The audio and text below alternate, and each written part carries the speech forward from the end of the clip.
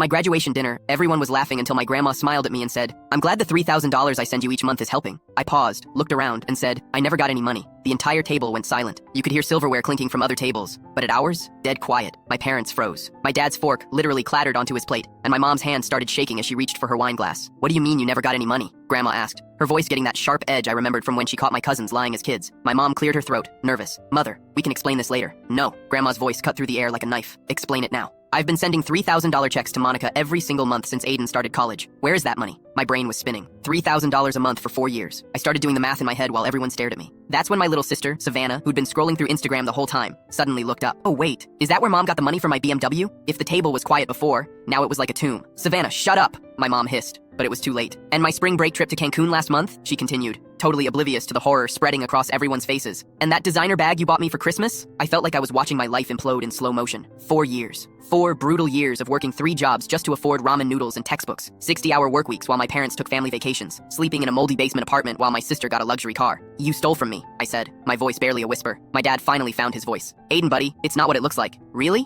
I stood up, my chair scraping against the floor. "Because it looks like you watched me destroy my health working multiple jobs while you used my money to spoil Savannah." The restaurant felt like it was spinning. I remembered all those phone calls home, begging for help with textbooks, with rent, with groceries. All those times they said money was tight. They couldn't help. I needed to learn responsibility. "How much?" Grandma's voice was ice cold. I did the math out loud, my voice getting stronger with each number. $3,000 on X 12 months, X 4 years, $144,000. My mom started crying. "We were going to pay it back when you graduated." "With what money?" I laughed, but there was no humor in it. "You don't have that kind of cash lying around. You spent it all on Savannah's lifestyle?" Savannah finally looked up from her phone, realizing this was about her. "Wait, so I have to give the car back? Are you serious right now?" I turned to her. "You're worried about keeping a car that was bought with stolen money while I've been eating peanut butter sandwiches for dinner?" That's when my Uncle Stuart, who'd been unusually quiet, spoke up. "Monica, please tell me you didn't actually steal from your own son." My mom's mascara was running down her cheeks. We thought we could replace it before he found out." "Replace it how?" Grandma demanded. "By letting him work himself to death?" I remembered the night last semester when I fainted at work from exhaustion. The manager had to drive me to urgent care because I couldn't afford an ambulance. I called my parents crying, telling them I didn't know how much more I could take. They told me to push through it. That success required sacrifice. "While you were living off my money, I worked 80 hours some weeks," I said, my voice cracking. "I haven't had a real meal in months. I've been wearing the same 3 outfits for 2 years because I couldn't afford new clothes." Grandma slowly reached for her purse. "Aiden, go pack your things. You're coming home with me tonight." "Grandma, I can't just—" "Yes, you can." She pulled out her checkbook right there at the table. "Consider this the first installment on what I owe you." She wrote a check and slid it across the table to me. It was for $20,000. "What about my apartment lease?" I asked. "I'll handle it." She glared at my parents with a look that could melt steel. "Consider it a small price to pay for what you've stolen from your son." My dad tried one last time. "Aiden, we're family. We can work this out." "Family?" I picked up the check and stood. Family doesn't steal $144,000 and watch their son suffer. As Grandma and I walked toward the exit, I heard Savannah ask, "So, can I still keep the car?" I didn't turn around to hear the answer. Sometimes the people who claim they're protecting you are the ones destroying your future. And sometimes the person who saves you has been trying to help all along.